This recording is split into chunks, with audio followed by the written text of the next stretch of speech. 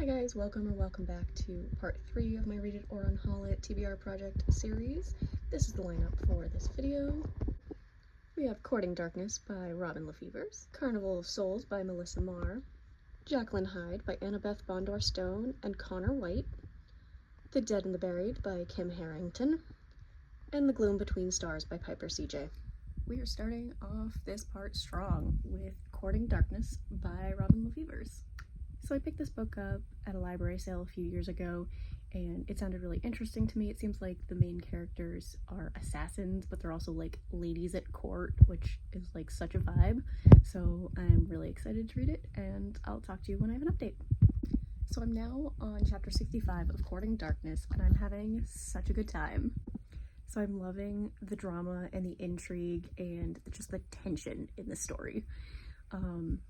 It's such a fun time, and I have actually mostly been listening to the audiobook for it because the writing is a little bit dry, it's a little bit dense, and I find that if I listen to it rather than reading it physically or even an ebook, it makes a world of difference to my enjoyment.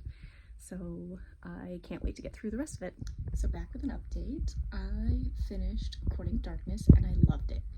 So it did take me a while to get through, but it was really fun. I loved it, and I can't wait to continue that series and read the original series, because in the process of reading it and just like looking at people's reviews, because sometimes I do that like in the middle of reading a book once I start to form my own opinions just to see what other people say, and I found that it is part of a bigger series, and there's like, it's part of a spin-off duology, I guess, and there's another series that goes with it.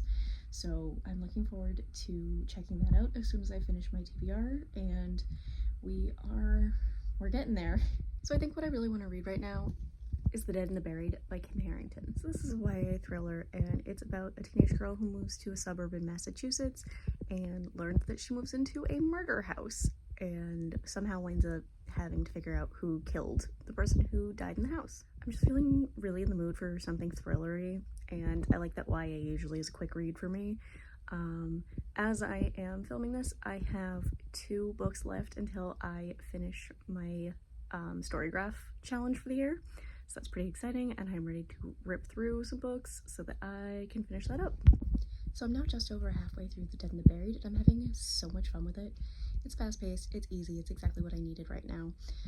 But what I'm having the most fun with is trying to guess who did it. I've never been the type of person who is like super invested in guessing before the end of the book, but I'm kind of challenging myself. It should be easy because it's YA, but we'll see if I'm right. Alright, so back with some reading updates, and yes, we're in a different location because I could not be bothered to clean off my very messy bookshelves to film in front of them. Alright, so first of all, finished The Dead and the Buried, and I loved it.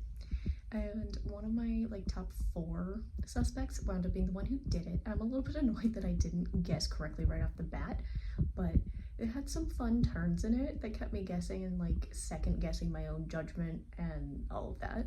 So this book was a lot of fun. I'm going to be shelving it. Alright, so next on the list was Carnival of Souls, which I actually have already DNF'd. So like, I love it as a concept, and I thought the world was really interesting, and I really wanted to learn more about it, but something about it, I couldn't get into it. I wasn't feeling it. I didn't feel the urge to like pick it up and read at all. Getting myself to start was kind of a struggle, and so I just decided to give up like 60-ish pages in. And then I looked on Storygraph and I found out that this is the first in a series and this one came out in 2012, but the sequel has not been released yet. So I was like, that's a little weird. So I guess it's a good thing that I didn't wind up loving it. So yeah, on to the next. So my last update for now is that I have started Jacqueline Hyde, and I am actually debating DNFing this one as well. So this book was gifted to me, and although I wouldn't have picked it myself, I did want to give it a shot just because it was gifted to me, mostly because I share a name with the main character, and I think I love the idea. It's really cute, but it's just like a little too young for me because the character is in like 4th grade, and that's just like not what I want to be reading right now. So I'm gonna give it like one more chapter, see how I feel, if it's like intriguing enough and like cute enough to keep reading, or if I just wind up DNFing this one as well. So I wound up sticking it out and finishing Jacqueline Hyde, and it was really cute. definitely on the younger end of what I read, and because of that, a little bit cringe, but overall, cute message, cute story, and I think I'm gonna donate it, which makes me feel a little bad because it was a gift, but I would love for a kid to be able to find it and read it and get something great out of it. So just trying to share the wealth. So that means we're on to the last book in this video, and that is The Gloom Between Stars.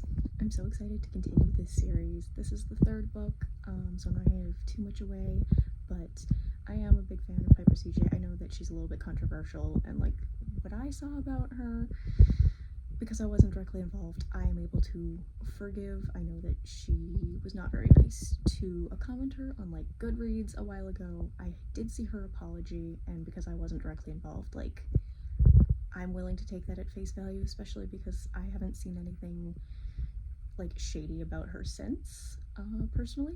I mean, that's only what I've seen, or not seen rather, on my corner of the internet, so who knows, but I love the world that she's created, and I know it's not without its faults, because nothing ever is. Nothing can be truly unproblematic, and if it was, honestly, it would be kind of boring. But yeah, so I'm looking forward to starting this one, and I will be back with an update when I can. So now just over halfway through The Gloom Between Stars, and I feel like not a lot has happened.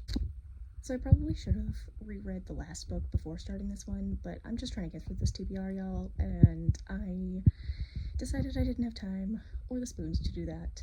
But luckily, like, a lot of what happened in the last book came back to me as I was reading this one, so I wasn't like confused. I just feel like there were several big plot points, which I won't go into because I don't know if anyone watching this likes the series, is reading it, will read it, because I know it's kind of controversial, but I don't know, it just feels like it's very slow comparatively, I guess, but I'm liking it, I'm having fun, but it's allowing me to use something I just got over the holidays, which is my new Kobo.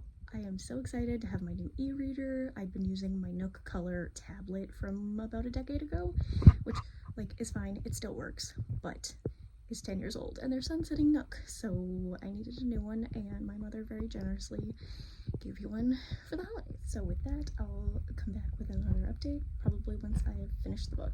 So I finally did it. I finished The Gloom Between Stars by Piper CJ. So I actually finished it a couple of days ago, but didn't have time to film right away. And I feel like I've already forgotten most of what happened.